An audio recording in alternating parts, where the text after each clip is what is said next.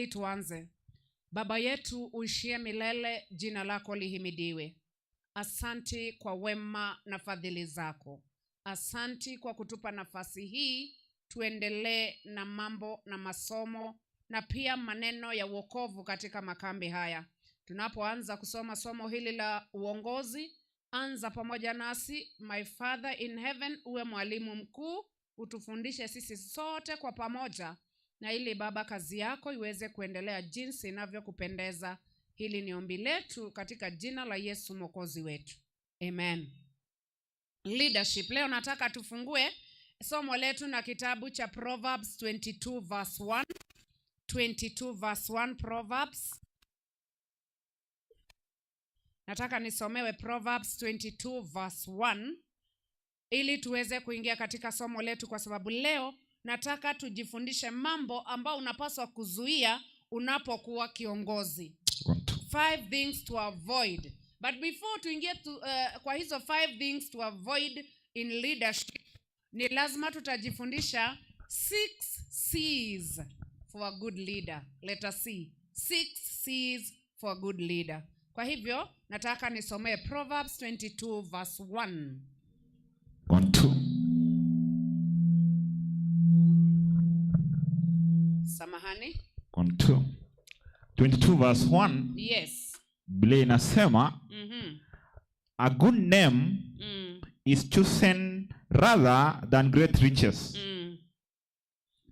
Loving favor rather than silver and gold. Good name. Jina nzuri. When I was growing up, mama yangu aliambia jina utatengeneza ama sifa ama fame, unaweza tengeneza ama heshima, respect, unaweza itengeneza kwa muda wa siku nyingi sana. Utachukua muda mrefu kuweza kuconvince watu ya kuwa wewe ni mtu wa namna hii ama wewe ni mtu wa namna hii, lakini kuharibu hiyo sifa, it just takes a minute. Heshima ambao ulikuwa umeijenga miaka mingi, heshima ambao ulikuwa umetumia muda mrefu kuijenga katika mioyo ya watu, in the community, in the church, inachukua siku moja tu na inaharibika.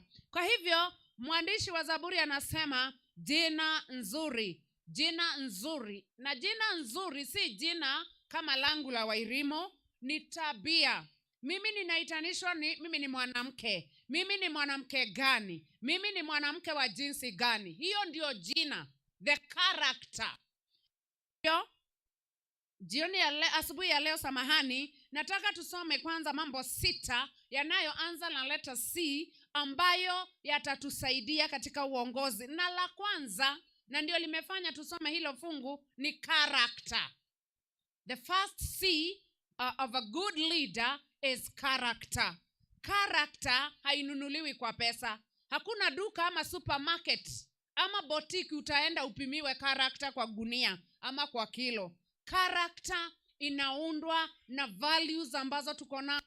Character inaundwa na mielekeo ambao tunatumia na misingi tulio nayo. Either una character kwa jinsi ulivyolelewa na wazazi wako. Una character kwa sababu hata kama ulikuwa umelelewa vibaya, ulipomjua Mwokozi Bwana Yesu, aliweza kubadilisha tabia yako mbaya na ikawa tabia nzuri. Ili uweze kuwa na tabia nzuri, ili uweze kuwa na character nzuri, ni lazima uunganishe vitu vitatu. Kuna right choices, maamuzi ambayo unafanya kila wakati. Ukiwa mtu ambao utakuwa unafanya maamuzi yaliyo sawa, the right choices, alafu plus difficulties.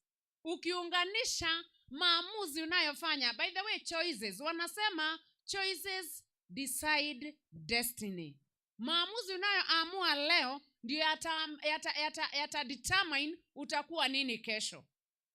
Ndio ita determine utakuwa nini jioni. Leo uliamua asubuhi unataka kuja kwa makambi na ndio umekuja umeketi. Na ukitoka jioni hautakuwa sawa na ulivyoingia. Utakuwa umebarikiwa, reason uliweza kuingia kwa makambi. Kwa hivyo right choices zikiunganishwa uongeze kitu kinaitwa difficulty times. Nyakati ngumu. Pia hata ukiwa unapenda kuwa na maamuzi mema, wakati mwingine maisha yanapokuwa magumu, tunasukumwa kufanya maamuzi mabaya. Lakini unapoendelea kuwa na maamuzi mema hata wakati nyakati zitakuwa ngumu sana, sasa uongeze time. That is right choices plus difficult times plus time equals to character. Usiseme wewe ni mtu mzuri kwa sababu umeamua kufanya vizuri. Usiseme wewe umeokoka sana kwa sababu umeamua kuja kanisani. You've made a choice to come to church. Ngojea mpaka wakati mgumu ufike ndio utajua kama kweli umeamua kuwa kanisani. I hope ninaenda somewhere. Na wewe wakati mgumu ukija, na ujipee time ya kuwa katika wakati mgumu. Wakati utakaochukua kukaa kwa wakati mgumu na bado ujikute uko kwa the right choice, oh my goodness, you have character. Kwa hivyo ni lazima tuweze kuwa watu ambao watachagua kuwa na character nzuri, mambo yakiwa mabaya na mambo yakiwa mazuri. Character. The second C of leader ni competence. Mtu ambaye ana ustadi. Competence ni jina lingine ni efficiency. Mtu ambaye anafanya kazi ambayo ina msimamo. Si vitu unafanya kombo. Tuchukue mfano watu ambao wanashughulika na vyombo hapa. Ikiwa tutaletewa vyombo hapa na zimepandwa huku zote, lakini baadaye tunakuja kujua ni moja tu inafanya kazi. Pengine ni ile, tuna hizi zingine ziko huku. Tutasema hawa watu hawako competent. Kazi ya kukua, ukitaka kuwa a good leader lazima uwe competent leader. Uwe na character kisha uweze kuwa competent. Mtu ambaye anafanya kazi inakamilika. Sema for example, wewe ni kiongozi wa kina mama, mimi ni mama. Wewe ni kiongozi wa kina mama. Munaanza mwaka vizuri, munaitana, munaambiana tunatoa registration kwa sababu tunataka kiti yetu ya kina mama iweze kuwa na kitu na kapesa kidogo. Munatoa kama ni 100 ama ni 200 venye mta agree. Then munaketi chini munaambiana tutafanya project gani. Munaamua tunataka kununua projector ya kanisa. Hii projector ni ya pesa ngapi? For example, itahitaji 20k. Sasa tutafanya nini tuweze kuraise 20k? Tunasema mwezi wa 3, siku ya Global Women's Day, tutakuwa na fundraising ya kuraise hizi pesa. Lakini before then, kila moja wetu awe ameleta hata kama ni 500. Mkifanya hiyo kazi, siku ile ikifika, na ukitaka kujua wewe ni kiongozi ambaye ni competence, siku ile ikifika, wengine mlipo agree watoe 500, wametoa 100. Mwingine ametoa 200, mwingine hata hajatoa. And then mnatoa hiyo pesa, mlikuwa mnataka 20k, inakuja 11k. Hiyo pesa inawekwa kwa treasurer na mnasema mpango itaendelea. Kutoka hapo hakuna kufuatilia, hakuna nini. Sasa mwaka inafika kuisha, ndio mnaambiana by the way si tulikuwa tununue projector, kuliendaje? Ni lazima ufanye kazi ambao utafuatilia mpaka uhakikishe ukiwa kiongozi hiyo kazi imefika kileleni. That is a competent leader. C number 3 ni commitment. Commitment, uwe dedicated, devoted. Ili uweze kusucceed katika uongozi wako, ni lazima ukuwe committed. Si wewe ndio unaambia, napenda kutumia women because mimi ni kiongozi wa wamama. Unaambia kina mama tunakutana hapa kanisani Sunday saa 5. Wewe unafika saa 7:30. Na unakuja haraka na kabagi yako. Akiwoye, nimechelewa. Unajua hawa watoto jamani vyenye wanasumbuanga watu. Ni kama ni wewe peke yako una mtoto. Hiyo ni kusema you are not devoted. You are not committed. Ukiambia kina mama tunakutana saa 5, wewe unapaswa kufika saa 4:30. Umepanga viti, wanakuta kila kitu kiko sawa sawa na wanaona kiongozi wao ako serious. Unapokuwa a leader ambaye ni serious, wanaokufuata nyuma wanakuwa more serious than you. Na ndio wanasema ukiwa kiongozi, ukuwe mvivu, ukuwe mtu ambaye unalegea, wanaokufuata watalala. Na wewe ukilala ama ukiketi, kama ulikuwa umesimama umekataa kusonga, ukiwa kiongozi umesimama tu, unaowaongoza wanaketi. Na wewe ukiketi, unaowaongoza wanalala. Na wewe ukilala, unaowaongoza wanakufa. Kwa hivyo ukiwa kiongozi ni lazima uwe kiongozi very committed kwa kazi.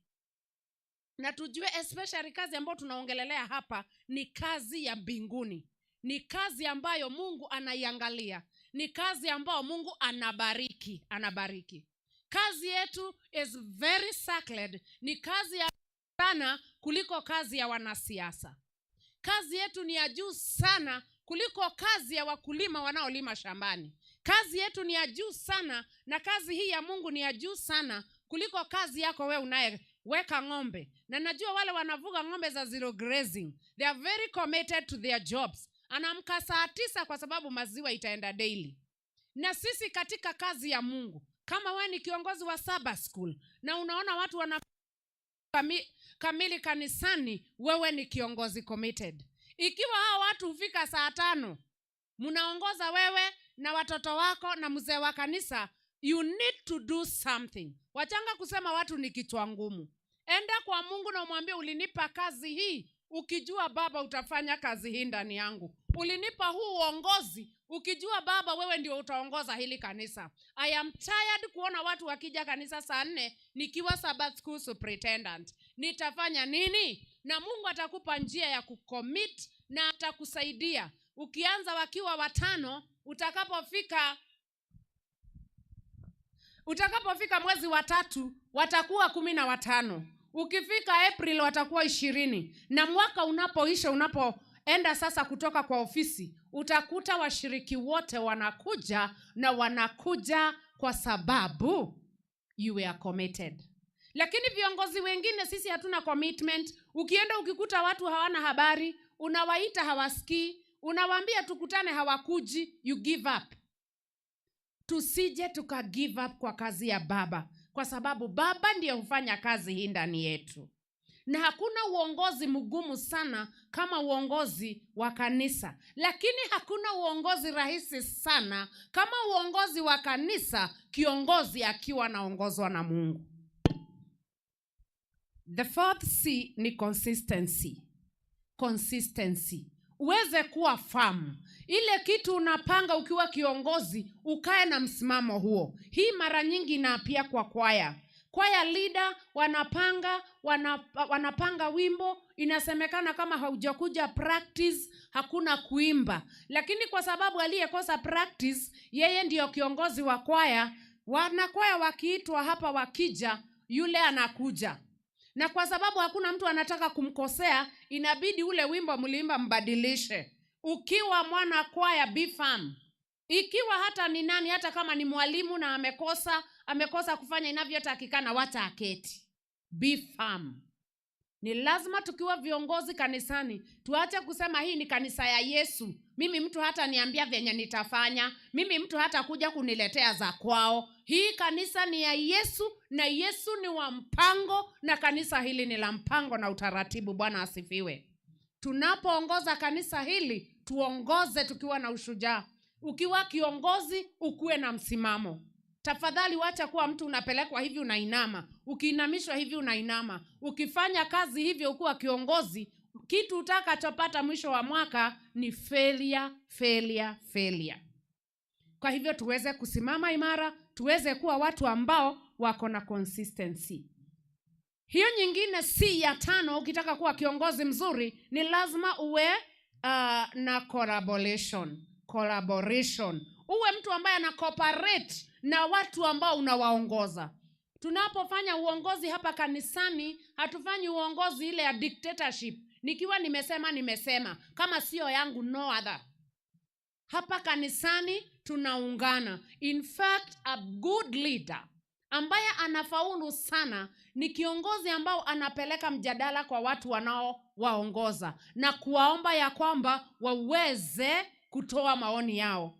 Ni kweli kuna maoni yameficha hapa in the back of their mind, na anangoja wakiongea ndio atatoa yake na atasema, na mnaonaje hii? At the end of the day, kama yako ndio ilikuwa best, watasema by the way wacha tuende na hiyo ya kiongozi. Lakini ukisimama kila wakati unaambia kina mama, leo ninaonelea tutaenda hospitali, mama mwingine anasema hapana, wacheni tuache kwenda hospitali, tuende prison kwa sababu tumeenda hospitali mara nyingi sana. Hapana wewe Nyaboke, wacha tuende hospitali. Si umesikia nimesema ni hospitali? Sasa wewe ni kiongozi, nakwambia hiyo hospitali utajikuta peke yako. Watu wazima hawaongozi, kwetu tunasema na watho wa karigarigo. Hawaongozi na nini ya kufinyiliwa, wanaongozwa kwa njia ya kucollaborate. Muna agree, mnaketi, mnakuwa na maamuzi. Ni lazima uwe na hiyo ukitaka kusucceed kwa kazi ambayo unayofanya. Je, wewe ni Dorcas leader? Je, wewe ni Amo leader? Je, wewe ni Pathfinders director? Ama wewe ni nani? Hata kama wewe ni treasurer wa kanisa, ni lazima unaposhika ofisi ukue na hizi sita ili uweze kusucceed, ili kazi unaoifanya uifurahie. Kwa sababu hakuna kitu huwa inabo, especially kwangu mimi, kupewa kazi na kazi hiyo ikose kukamilika. Sipendi kabisa. Heli nisingelipewa hiyo kazi. Kwa hivyo nikipewa kazi huwa ninafanya bidii sana na kuomba sana ya kwamba Mungu aweze kunionyesha njia. Kwa hivyo ukiwa kiongozi ni lazima uwe na the 5th C ambao ni collaboration.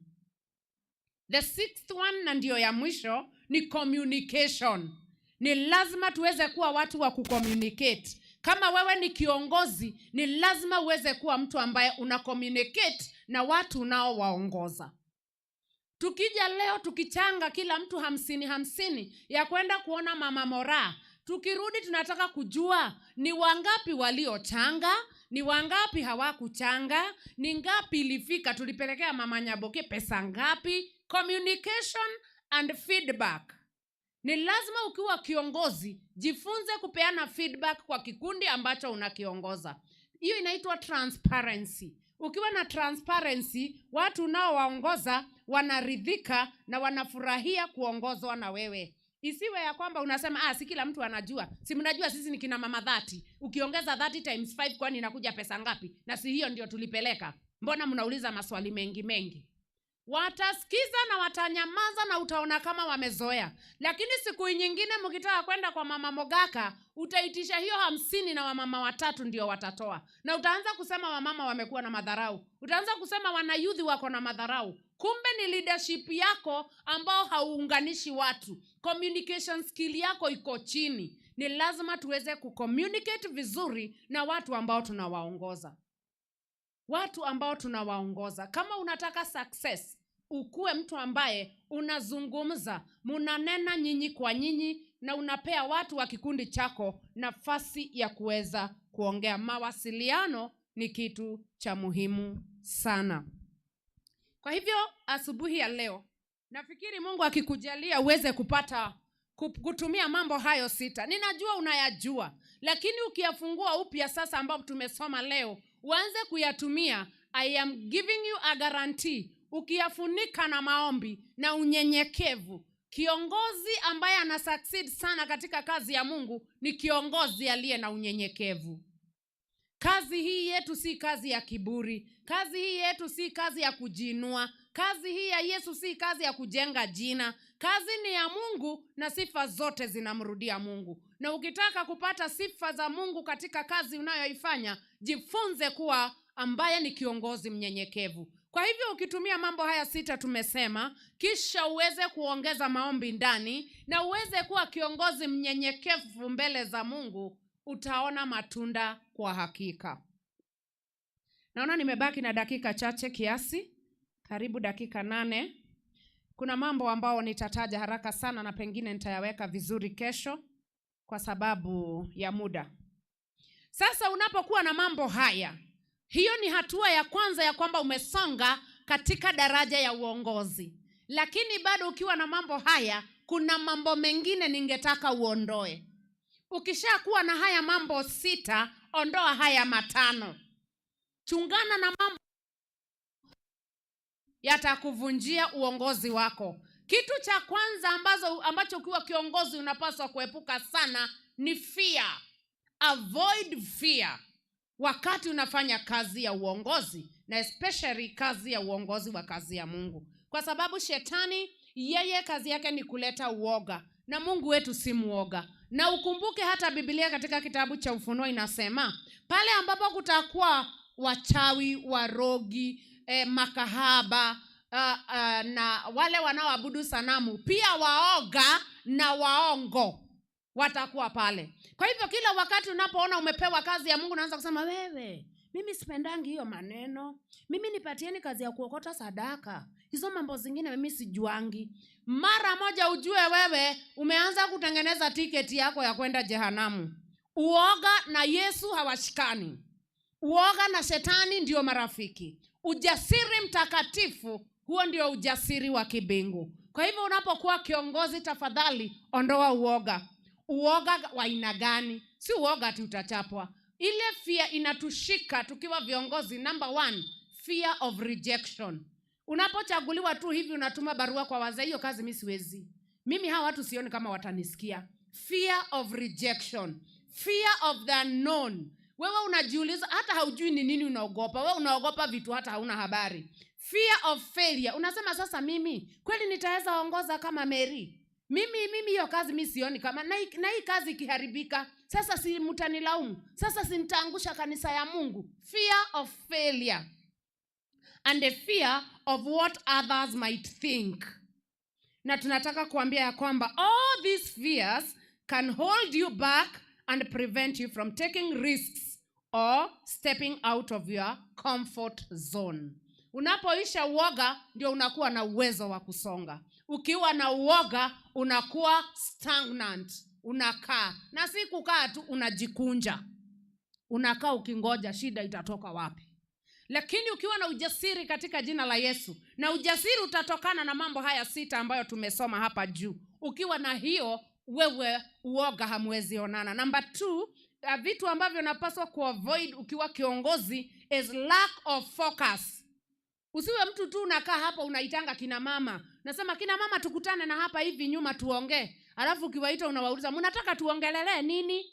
Ni nini mnaona ndio kitu ile tunapaswa kufanya? Ni lazima uwe na focus. Unapowaita ni lazima ujue kwa nini unaita. Unapokusanya watoto, kama wewe ni kiongozi wa watoto, kama wewe ni kiongozi wa wana youth, kama wewe ni AMO leader, you must have focus. Usipokuwa na focus, you're going nowhere. Kwa hivyo ni lazima tujue ya kwamba ukuwe na clear idea ya ni nini unataka kuachieve. Ukiwa na clear idea of what you want to achieve, basi katika uongozi utasonga mbali. Nataka niende mbio kwa sababu ya wakati.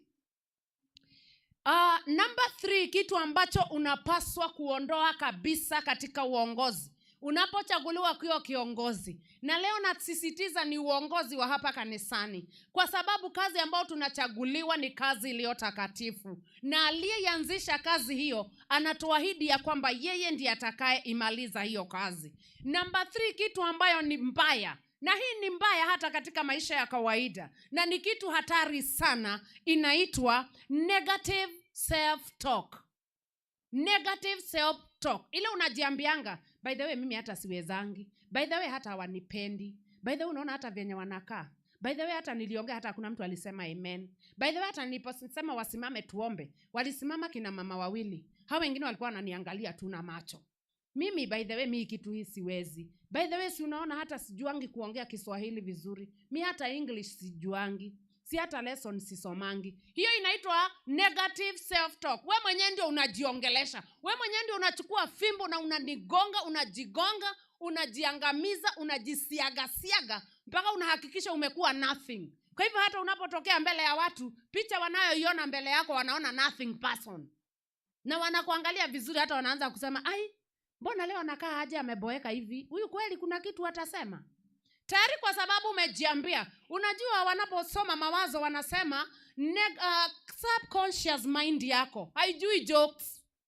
Vitu ambavyo unakaa ukijiambia, hivyo ndivyo inachukua, na kwa sababu hiyo ndio inakucontrol. Sasa utaendelea kuwa hivyo. Ukiendelea kusema by the way mimi siwezi kuwa kiongozi. Mimi siwezi ongoza hawa mama. Heri hata mnitume kwa watoto. Mimi wacheni tu nikuwe deacon. Nitakuwa nafagia na kupanguza viti. Ukiendelea kusema hivyo ndivyo itakavyokuwa. Kwa hivyo tafadhali, unapochaguliwa kwa kazi ya Mungu, ujue ni Mungu anakuchagua. And it is a great favor.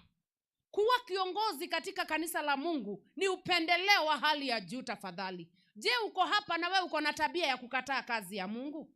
Je, uko hapa na mara nyingi unajisikia kana kwamba hauwezi? Lakini ukitoka kule sokoni mdomo yako ndio iko juu kabisa. Tafadhali ninakusihi kutoka leo, ondoa negative self-talk ndani yako. Hiyo ingine number 4 ni lack of perseverance. Hata ukiwa na zile 6 ambazo tumesoma na wewe haujui kuvumilia, umekuja umeita watu mkutane, kama ni elder ameita church board, tukutane hapa saa 2 kamili, anatoka kwake hata hajatake breakfast, anakuja anang'edhia, anakaa saa 2:30, saa 3, saa 4, saa 5:30 ndio mtu wa kwanza anakuja, treasurer. Nakwambia hai mzee ulifika? Mpaka unasikia umgonge kofi muulize, unaniuliza nilifika kwani tulisema tufike saa ngapi? Sasa ndio huyo anakuja, wa pili anakuja saa 6:30, huyo mwingine, na board inaanza saa 8. Ni lazima uweze kupersevere in prayer. Usipokuwa wa kuvumilia, hata ukiwa na hizi za juu tumesema, hauwezi enda mbali. Kwa hivyo ninawasihi viongozi tulioko hapa, kando na frustrations, kando na disappointments zile tunakutana nazo, endelea kung'ang'ana. Endelea kung'ang'ana. Endelea kuvumilia. Endelea kuombea hilo kundi. Endelea kuwa motivate. Endelea kufanya kila unachoweza kuwaondoa kutoka kwa uvivu wao hadi kwa kuwa na bidii. Kutoka kwa giza walio nalo, kwa upovu walio nayo wa kazi ya Mungu, uwaingize katika nuru. Na tafadhali kuwa mvumilivu. Ngoja tu kidogo tu. Vumilia kidogo tu. Ya mwisho ni lack of support. Ukiwa hauna support ya kukusaidia kufanya hiyo kazi, unataka kufanya kazi peke yako, mara nyingi utaanguka. Na si mara nyingi, for sure utaanguka. Kwa sababu hakuna mtu ambaye ni island peke yake. Tunapoingia katika kazi ya uongozi wa kanisa, kama mimi ni kiongozi wa kina mama, I need support from the elders. I need support from the treasurer. I need support from the church clerk. I need support from even those women ambao ninawaongoza. Kwa sababu tukitaka kufanya kitu, ikienda church board itaongelelewa na elders. Kwa sababu tukiraise pesa fulani ambao tunachanga, itawekwa na treasurer. Tukitaka kuandikiwa barua fulani ambao tunataka kualika mtu aje atuongeleshe kwa mkutano ya wamama, itaandikwa na secretary. Kwa hivyo support system is very important. Inaweza kufanya kazi yako make a very big difference. Na kwa hivyo ni lazima ujisurround na hao watu ambao they encourage you to believe in yourself. Hata kama unajisikia huna nguvu, angalia mama fulani aliyekuwa kiongozi miaka ya kale. Angalia elder aliyekuwa elder na wewe sasa ni elder na kimeumana. Enda kaa na hawa watu, waweze kuwa support system yako, waweze kukutia nguvu na kukuambia ya kwamba mambo iko sawa sawa. Kwa hivyo, endelea kufanya kazi mpaka ufike kwa goli yako. Viongozi ambao wako hapa, ambao wamekuwa wamechaguliwa mwaka huu, goal ambao uliweka January, hata kama shetani ameingia na haujafikiana, endelea kuvumilia na uchukue hatua ya kusonga mbele na kusema ukweli, mambo itakuwa sawa sawa.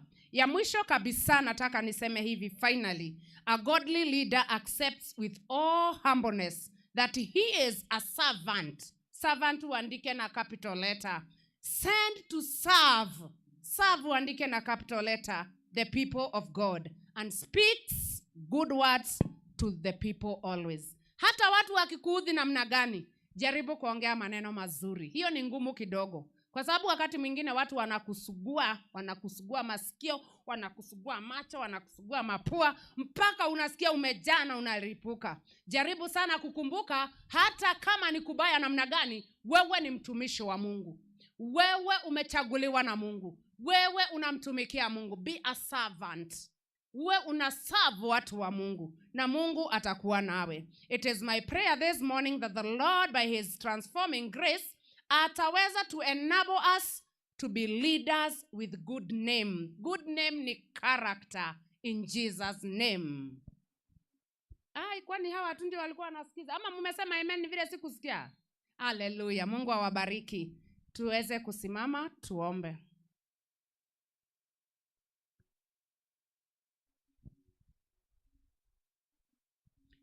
Tuombe. Mungu Baba wetu mwenyezi, tunakushukuru ya kwamba inakupendeza tuweze kuwa viongozi katika kanisa hili, tuweze kufanya kazi ambayo ingefanywa na malaika. Asanti kwa mambo yote ambayo umetufundisha.